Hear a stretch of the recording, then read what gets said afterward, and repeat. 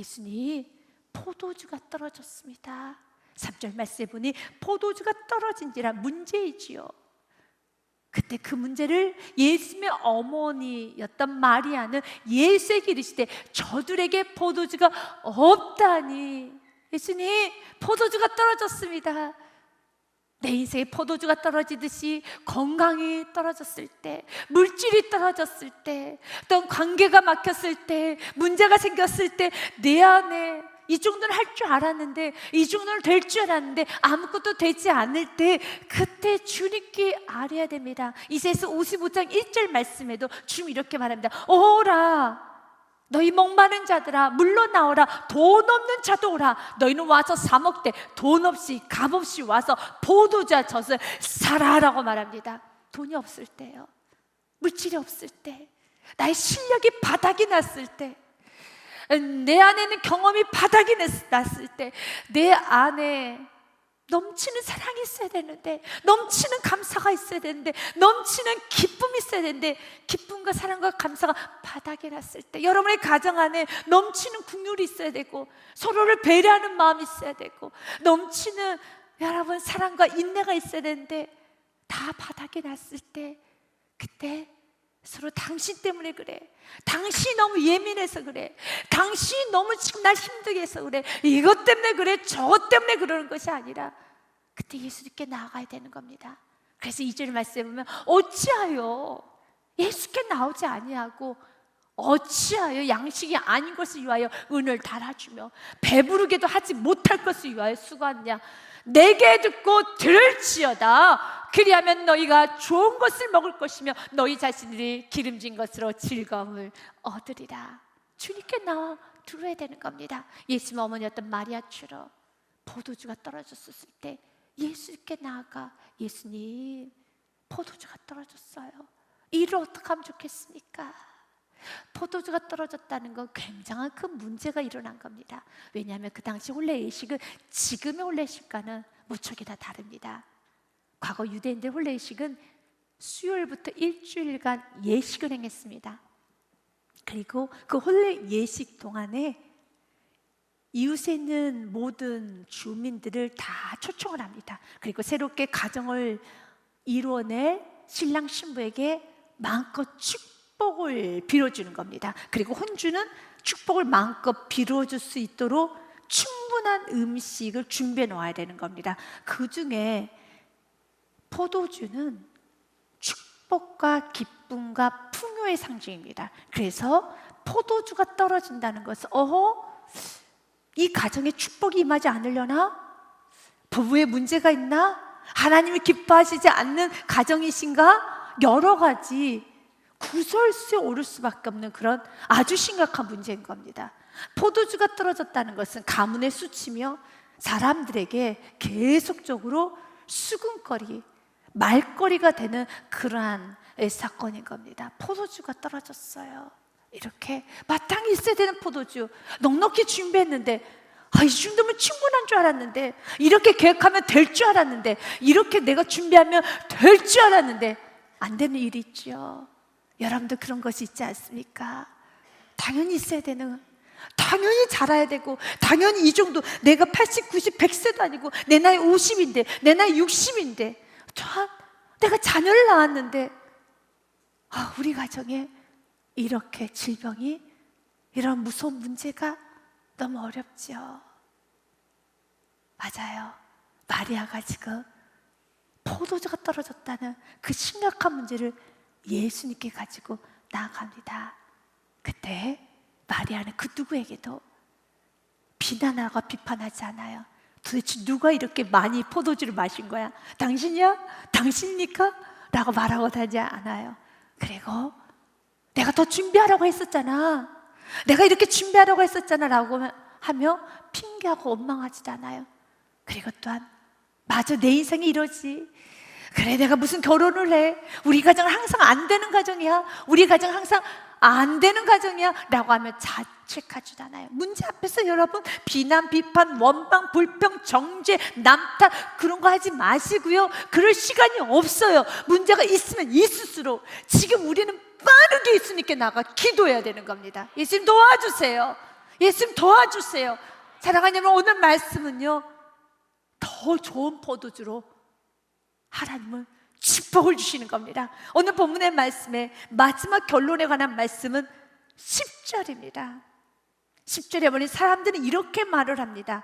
사람마다 먼저 좋은 포도주를 내고 취한 후에는 질 좋지 않은 낮은 것을 내거늘 그대의 지금까지 좋은 포도주를 두었다. Best of best, 최고의 포도주가 준비되어 있습니다. 그래서 여러분 존 파이퍼 목사님 했던 말을 좀 인용하고 싶어요. 순종은 하나님을 신뢰한다는 최고의 증거이다. 우리가 작은 순종의 걸음을 내디딛기 시작하면 하나님 우리의 삶 속에서 가장 좋은 포도주를 준비해 주십니다. 여러분 인생에 문제가 있습니까? 그 문제를 가질 수 있게 나갈 때 문제를 초월한, 문제를 뛰어넘는 가장 좋은 포도주를 준비해 놓으십니다. 주님께서는 여러분에게 너무 큰 축복을 준비해 놓으셨어요. 그 일을 위해서 그 기적을 맛보기 원한다면 내 인생에 문제가 생기고 또한 내가 참 부족하다 느껴지고 나 참 지혜가 부족하고 실력이 부족하고 우리 사업장 지금 참 연약하다, 나의 가정 연약하다, 나는 자녀를 키울 수 있는 힘도 없다, 난 앞으로 살아갈 수 있는 지혜도 없다, 모든 게 막막하고 부족하다 느껴질 때 바로 그때 예수님의 이름을 부르면, 예수님께 나아가면 예수님은 여러분의 인생의 후반전을 아주 멋진 근사하게 책임져 주십니다. 최고의 것으로 주님 축복을 주십니다. 그 일을 위하여 우리 주님 오늘도 순종을 명하십니다. 예수님께서는 물이 변하여 포도주를 만드실 때 포도주가 있을지어다 라고 명령하시는 것이 아니라 예수님은 우리에게 명령을 하세요. 그래서 축복은 순종이라는 아름다운 과정을 통해서 축복은 이루어지게 됩니다. 하나님께서는 여러분에게 먼저 마음을 준비해 주십니다. 혹시 여러분의 마음이 나는 여전히 부족하고 온전하지 못하고 믿음도 너무 작고 여전히 부족하고 연약하지만 그럼에도 불구하고 부족하지만 말씀에 순종하고 싶은 그러한 마음이 내 안에 싹이 트고 있다라면 이미 축복은 시작되었습니다. 하나님께서는 축복을 주시고자 작정하기 시작할 때는 먼저 우리의 마음에 순종하고자 하는 그 마음을 허락하여 주십니다. 왜냐하면 순종은 누구나 할 수 있는 건 아닙니다. 너무 쉽지요. 순종할 수 있을 것 같죠? 그렇지 않아요. 순종은 누구나 할 수 있는 것이 아닙니다. 그래서 순종할 수 있는 건 은혜입니다. 여러분이 부족하지만, 난 여전히 부족하지만 그래도 순종하고 싶다, 자그마한 것에 순종하고 싶다, 작은 순종의 하늘에 문이 열립니다. 여러분이 순종하고 싶은 그 마음이 있다라면 이미 하나님은 축복을 주시겠다는 아주 놀라운 사인인 것입니다. 순종하기 시작하면 축복이 옵니다. 그러면 하나님이 기뻐하는 순종은 어떤 순종일까요? 첫 번째로 순종은 말씀 그대로 따르는 것입니다. 본문의 말씀 5절 말씀에 보니 마리아가 종들에게, 하인들에게 말합니다. 그의 어머니가 하인들에게 이르되 너희에게 무슨 말씀을 하시는지 그대로 하라 하니라. 아멘. Do 그대로 하라. Whatever he tells you. 무엇이든지 그가 말씀하신 대로 do 그대로 행하라. 맞아요. 순종은 나의 생각을 가미하는 것이 아니라, 하고 싶은 것만 순종하는 것이 아니라 그대로 하는 겁니다. 그대로 하는 겁니다. 여러분들이 하지 못하는 수많은 이유를 주님 앞에 내미는 것이 아니라 주님께서 나에게 하시는 말씀이 있죠. 여러분의 말씀을 듣다 보면 여러분 안에 계신 진리의 성령님께서 순종할 수 있는, 여러분의 마음에 관여를 하시고 여러분의 마음을 두드리시고 또 여러분 마음을 찌르시고 여러분의 마음을 움직이시는 그런 말씀들이 있고, 이 부분은 순종해야 돼, 이 부분은 꺾여야 돼, 이 부분 너가 이제는 정리해야 돼, 이제는 변화돼야 돼, 이제는 순종해야 돼 라는 말씀들이 있을 겁니다. 그 부분에 순종하기 시작하면 하늘의 문이 열립니다. 기적이 일어납니다. 여러분에게 어떤 부분을 순종하기 원하십니까? 우리가 매주마다 듣는 말씀 달라요. 하지만 결론은 여러분이 고백합니다. 맞아요, 하나님. 하나님 지금 나에게 겸손을 요구하시죠? 하나님 나에게 진정한 순종을 요구하시죠? 감사를 요구하시죠? 내가 지금 미랄되기를 원하시죠? 헌신하기를 원하시죠? 조금 더 내가 하나님 앞에 진실하게 살기를 원하시죠? 내가 조금 더 하나님 앞에 영적으로 경건의 생활을 하기 원하시죠? 여전히 하나님 여러분에게 하시는 그 말씀, 여러분이 순종으로 나아가셔야 됩니다. 순종의 한 걸음을 뛰셔야 합니다. 하나님 말씀을 통하여서도 순종을 여러분이 해야 되는 순종을 명령하시고요, 여러분이 기도할 때도 찬양을 올려드릴 때도 계속 말씀하십니다. 이 부분을 고쳐야 된단다, 이 부분을 순종해야 된단다. 그리고 또한 축복 가운데 있을 때도 하나님은 말씀하시고 실패할 때도 말씀하세요. 여러분이 축복과 박수를 받을 때가 있을 겁니다. 기분이 아주 좋아지죠. 그리고 와, 더 잘해야겠다라는 좋은 동기부여도 될 겁니다. 그런데 여러분이 실패를 했거나 내가 실수를 했거나 누군가에게 상처를 줬거나 누군가에게 아픔을 줬거나 또한 죄를 지었고 넘어졌을 때는 충분히 회개를 했고 충분히 사과를 했고 충분히 여러분이 반성을 했음에도 불구하고 쉽게 잊어버려지지 않고 시시때때 죄책감으로 또한 후회로 자꾸 생각이 날 때가 있습니다. 그런데 그러한 생각은 나를 더 겸손하게 하고 나를 더 다소곳하게 하고 나를 더 정갈하게 합니다. 그러면서 결론으로는 하나님께서 또 메시지 줍니다. 이거 봐, 이제 순종해야지, 이젠 고쳐야지, 이젠 변화돼야지, 이제는 너의 삶에 바뀌어져야지. 사랑하는 여러분, 순종하십시오. 찰스 스펄전 목사님은 이 부분에 있어서 이런 말로 조금은 직설적인 표현을 합니다. 그가 너희에게 무엇라고 하시든지 그대로 하라. 너희 의견을 가지고 아뢰지 말아라. 그를 떠밀려고 하지도 말아라. 종용하지도 말아라. 그는 우리가 아는 것보다 더 잘 아십니다. 뒤로 물러서라. 그리고 그가 말씀하시기까지 기다리라. 그러한 다음에 그가 하시는 말 한마디에 신속하게 대응하여 순종하라. 그렇습니다. 하나님을 떠밀려고 하는 것이 아니라 내가 하나님의 그 은혜 아래 압도당해야 됩니다. 내가 하나님을 믿은 것이 아니라 하나님 이래서 안 됩니다. 하나님 저는 지금 그런 상황이 아닙니다. 아직 상황이 안 됐습니다. 준비가 안 됐습니다. 아직 저는 연약합니다. 여러 가지 여러분 수백 수천 가지 이유를 대어도 그 은혜 앞에서는 이제는 다소곳하게 순종으로 나가 보십시오. 하나님께서는 우리에게 순종을 요구하실 때는 축복을 쏟아붓기 위하여서 내가 정말 너를 축복해 주기 원한다, 그 축복해 주고 싶어하는 하나님의 그 애절함을 느끼시기 바랍니다. 이제는 우리가 순종을 하되 두 번째, 최선을 다해서 채우는 것입니다. 우리가 본문의 말씀 7절 말씀에 보면 예수님 명령을 하세요. 예수께서 그들에게 이르시되 항아리의 물을 채우라 하신즉 아귀까지 채우니. 예수님은 물을 채우라고 했어요. 어느 만큼 채우란 말을 하지 않았어요. 그런데 말씀 보니 아귀까지 채우는 겁니다. 이 은혜가 우리에게 임해야 되는 겁니다. 반만 채워도 됩니다. 70%만 채워도 됩니다. 알았어요 순종하겠습니다 하면서 적당히 순종해도 순종하는 것이겠죠. 그러나 이제는 우리는 적당히 순종하는 것이 아니라 하나님 내가 최선을 다해서 순종하겠습니다. 아귀까지 순종하겠습니다.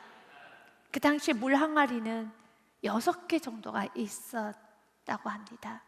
그리고 약 100리터 정도 그 물 항아리 속에 있는 물을 사용해서 정결 예식이라는 걸 행하게 되어 있습니다. 바깥에서 있다가 집 안으로 들어오게 되면은 손과 발을 씻는 행위죠. 그런데 잔치가 한참 있던 중에 포도주가 똑 떨어졌기 때문에 이미 그 물 항아리에 있는 물은 거의 바닥이 났을 겁니다. 그런데 예수님을 채우러 갑니다. 채울 때 그 종들은 아귀까지 채웁니다. 대충 하지 않습니다. 적당히 하지 않습니다. 이제는 하나님 나에게 준 메시지가 있잖아요. 하나님이 지금 나에게 준 메시지가 여러분 알고 계시지 않습니까? 그러면 그 부분에 있어서는 적당히 하는 것이 아니라 주님, 나는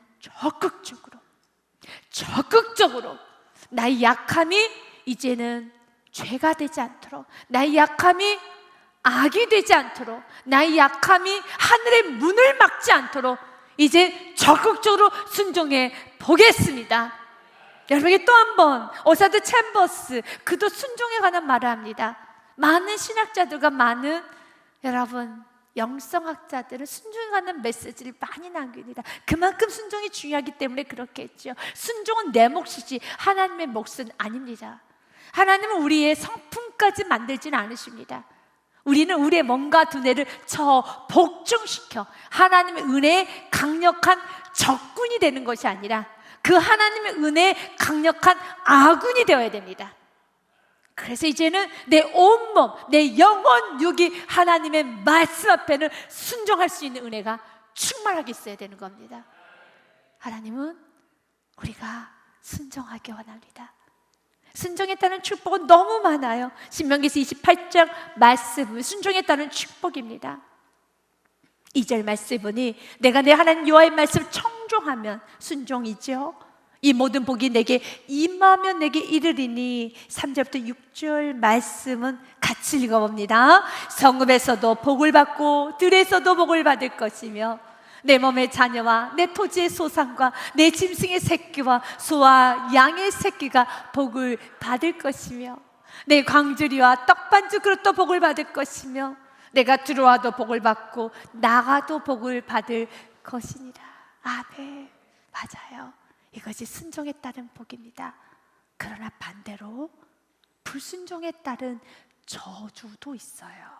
제가 읽겠습니다. 내가 만일 내 하나님 여호와의 말씀을 순종하지 아니하여 내가 오늘 내게 명령하는 그 모든 명령과 규례를 지켜 행하지 아니하면 이 모든 저주가 내게 임하며 내게 이를 것이니 내 성읍에서도 저주받으며 들에서도 저주받을 것이요 내 광주의 떡반죽 그릇도 저주받을 것이요 내 몸의 소생과 내 토지의 소산과 소와 양의 새끼가 저주를 받을 것이며 내가 들어와도 저주를 받고 나가도 저주를 받으리라. 맞아요. 그래서 사단은 지금도 모든 것을 동원하여서 불순종하게 만듭니다. 그러나 우리 안에 계신 성령님은 모든 것을 동원해서 순종으로만 가도록 역사하여 주십니다. 순종은 축복의 시작입니다. 순종은 축복의 문을 여는 열쇠가 됩니다.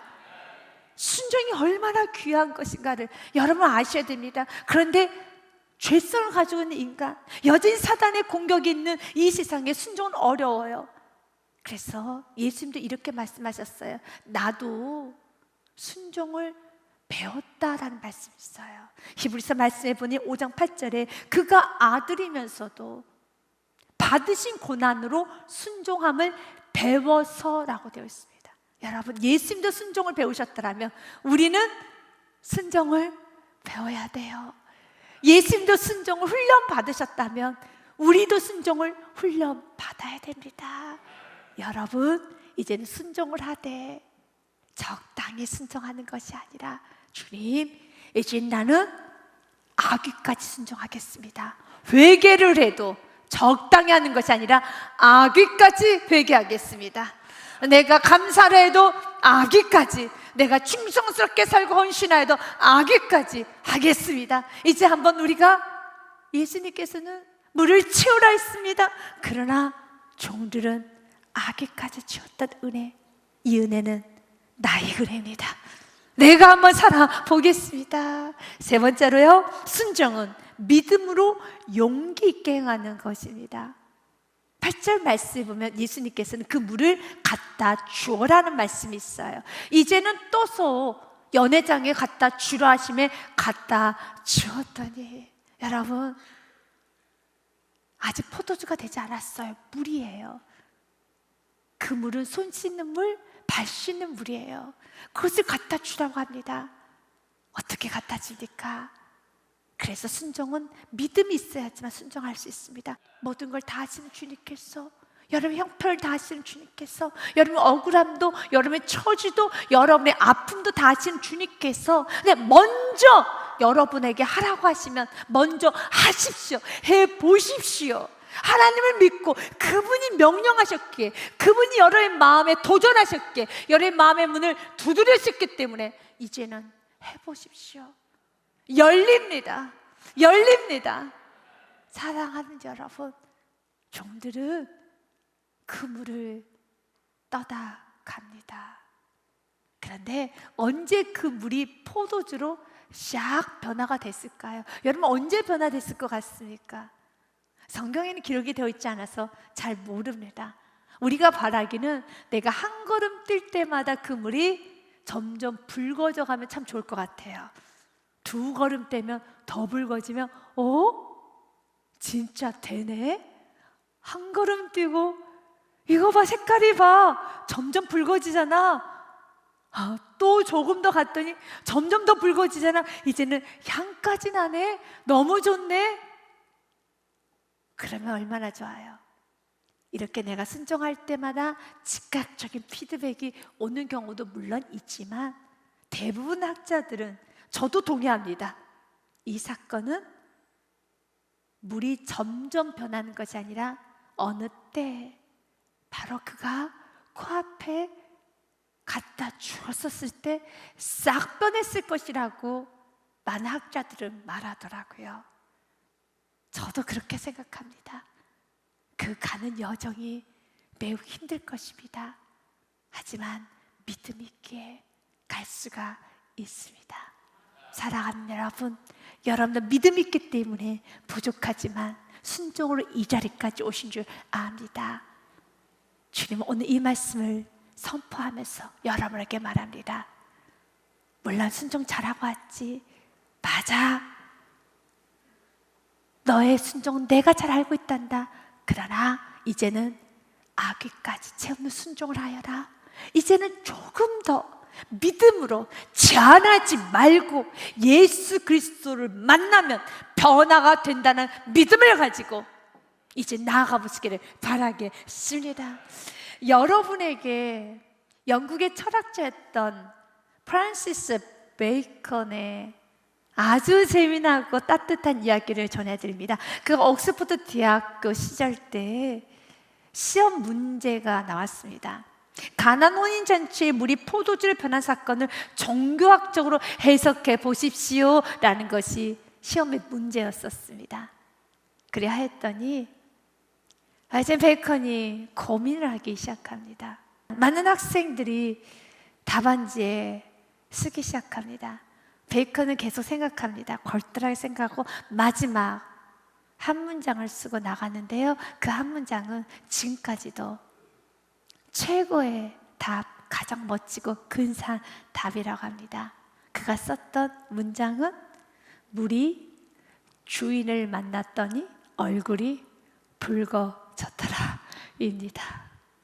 멋있지요? 맞아요. 물이 주인을 만나면 얼굴이 붉어져요. 물 같은 인생, 아무것도 없는 인생, 아무것도 없는 초라한 인생, 예수님 만나면 답만 나는 인생, 밝아지는 인생, 행복한 인생, 밝으시래, 누군가의 기쁨이 되는 인생, 누군가의 참 좋은 인생이 되는 겁니다. 예수님 만나면 변화가 됩니다. 고린도후서 5장 17절의 말씀으로 선포하며 말씀 마무리합니다. 같이 읽습니다. 그런즉 누구든지 그리스도 안에 있으면 새로운 피조물이야.